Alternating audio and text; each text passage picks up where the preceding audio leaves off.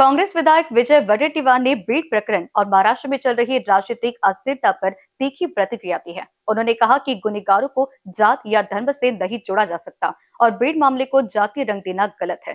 उन्होंने महाराष्ट्र सरकार से निष्पक्ष जांच की मांग की और आरोप लगाया कि राज्य में कानून व्यवस्था बिगड़ती जा रही है।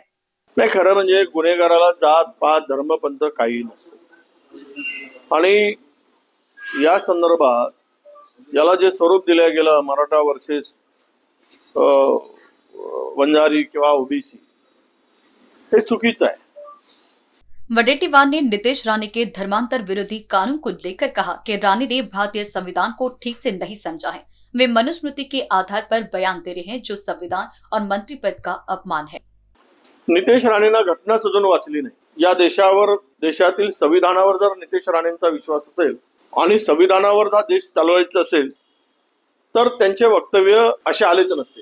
त्यांना हा देश मनुस्मृतीच्या भरोश्यावर चालवायचा आहे का की संविधानाच्या भरोश्यावर चालवायचा आहे? आपलं संविधान काय म्हणते, आपली घटना काय म्हणते, त्या घटनेला धरून त्यांचं वक्तव्य नसेल तर सरकार म्हणून काय कारवाई करणार की असे लोक पोसून त्यांना खतपाणी देणार हे सरकारने ठरवलं पाहिजे। हे अति काही गोष्टी चाललेल्या आहेत। त्या संदर्भात मधामध्ये ही मंडळी ज्यावेळेस काँग्रेसमध्ये होती त्यावेळेस त्यांची भूमिका काय? आता सत्ता मिळवण्यासाठी उद्याचा तुमच्या इच्छापूर्तीसाठी अशा प्रकारचे वक्तव्य करून समाजामध्ये धर्मामध्ये तेढ निर्माण करत असेल तर ही मला वाटतं की संविधानाचाही अपमान आहे आणि त्या पदाचाही अपमान आहे। सामना द्वारा प्रकाशित खबर पर वडेट्टीवार ने कहा कि उन्हें इस बारे में कोई जानकारी नहीं है और पीए की नियुक्तियां मुख्यमंत्री के निर्देश पर की जाती है। इसके अलावा उन्होंने शिवसेना के नेताओं पर तंज कसते हुए कहा कि उन्हें जादू टोना की जानकारी हो सकती है क्योंकि वे राजनीति में काफी अनुभव रखते हैं। नाही, सामन्याची बातमी किती खरी किती खोटी मी त्यावर काय बोलणार? तुम्ही त्यांचं मत घ्या, लिहिणाऱ्यांचं, त्यांच्याकडे काय अतिरिक्त माहिती असेल। माझ्याकडे तशा प्रकारची कुठलीही माहिती नाही की शिंदेंच्याकडे जे काही पीएस नेमले जात आहेत ते मुख्यमंत्र्यांच्याकडून नेमले जातात अशी माहिती नाही। हा, भाजपचे मंत्र्याकडे जे नेमले जात आहेत ते मात्र मुख्यमंत्र्यांच्या परवानगीने नेमले जावेत एवढी माहिती माझ्याकडे आहे। हे सगळेच काळू जादूवाले असतील, एकमेकाचं माहित असेल। आता सगळे ज्या बरोबर राहिले त्यामुळं रामदासजी कदम असू देत किंवा उद्धव ठाकरेजी असू देत किंवा एकनाथ शिंदेजी हे सगळे शिवसेनेचे मोठे नेते राहिलेले आहेत। त्यामुळं काळी जादू पांढरी जादू हे सगळ्यांनाच अनुभव आहे असं माझं मत आहे। विजय वडेट्टीवार ने कंट्राटदारों के बकाया भुगतान पर भी चिंता जताई और कहा कि पीडब्ल्यूडी, सिंचाई और आदिवासी विभाग के कंट्राटदारों का पैसा लंबित पड़ा है। इसके साथ ही उन्होंने किसानों को बकाया राशि का शीघ्र भुगतान करने की आवश्यकता।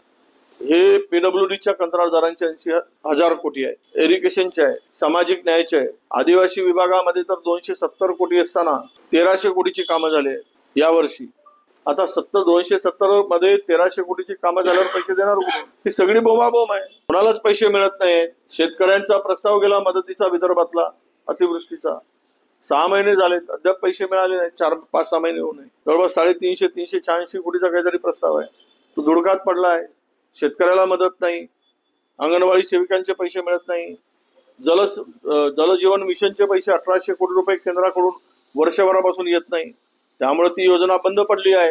आपल्या निराधार योजनेचे पैसे 4 महिन्यापासून त्या गरिबांचे पैसे मिळत नाही आहे। 6 महिन्यापासून रोजगार हमीचे पैसे मिळत नाही आहे काय? बा बोलाची कडी बोलाचा भात, बाता करते रहो आणि लोकांना लाता मारत राहा असं आहे काय? अशासाठी सरकार आहे काय? बताई है। सोयाबीन की खरीद और शिक्षकों के वेतन बढ़ोतरी के मुद्दे पर भी वडेट्टीवार ने सरकार को घेरते हुए कहा कि यदि महायुति के चुनावी वादे सही तरीके से निभाए गए होते तो आज यह स्थिति नहीं आती। और दिले सोयाबीन खरेदी केले त्याचेच पैसे मिळत नाही। 4 महिने झाले धानाचे पैसे मिळत नाही शेतकऱ्यांचे। शेतकरी ओरडत आहे आमचे धान घेतले पण आमचे पैसे द्या।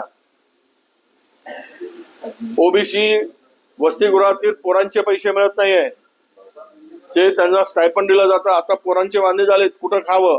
72 हॉस्टेल केले ओबीसी साठी, छाती ऊर डोकं बदलून घेतलं आणि ओबीसी पोरांना वाऱ्यावर सोडलं।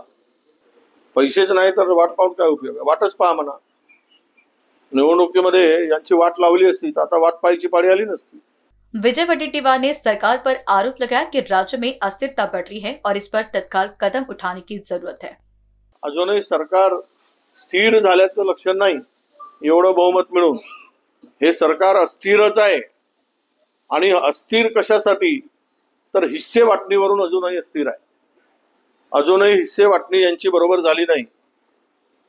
यांना जे जे पाहिजे, ज्यांच्या हिश्श्याला कमी जास्त झाला हे बोंबाबोंब सुरू आहे. इतका मोठा प्रचंड बहुमत मिळाल्यावरही अशा प्रकारचं सरकार महाराष्ट्राने कधी पाहिलेलं नाही. एनबीसी न्यूज के लिए अभिषेक पानसी की रिपोर्ट। बॉस ने मीटिंग बुलाई। बाहर उठो बैठो। तकलीफ उठने बैठने की नहीं, तकलीफ बवासीर की है। बवासीर, फिशर, भगंदर, पाइलोनियल साइंस का आयुर्वेद तथा आधुनिक लेजर से उपचार। कॉल या विजिट करें www.pilesfistulacure.com।